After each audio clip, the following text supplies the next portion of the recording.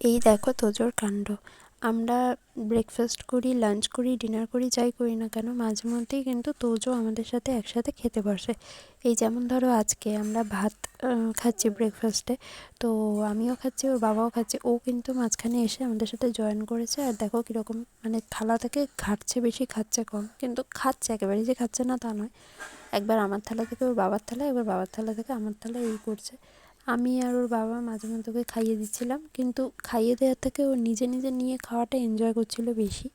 আমি জানি এখন ওর যা বয়স, সেই বয়সে বাচ্চারা তো প্রপার খেতে পারে না, কিন্তু ও তৈরি মানে চেষ্টা করে আর কি নিজে নিজে খাওয়ার।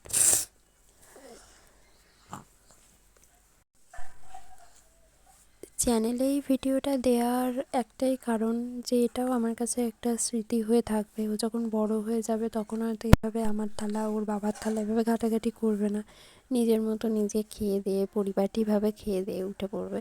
কিন্তু এই সময়টার তো আমি আর ফিরে পাবো না। তাই চ্যানেলে আপনাদের সাথে, আপনাদের সবার সাথে এই সময়টা ভাগ করে নিলাম ঠিকই, সাথে আমার কাছেও একটা স্মৃতি হয়ে থাকলো। পরে যখন দেখবো তখন মনে হবে যে হ্যাঁ, ও এরকম করতো, তাই না?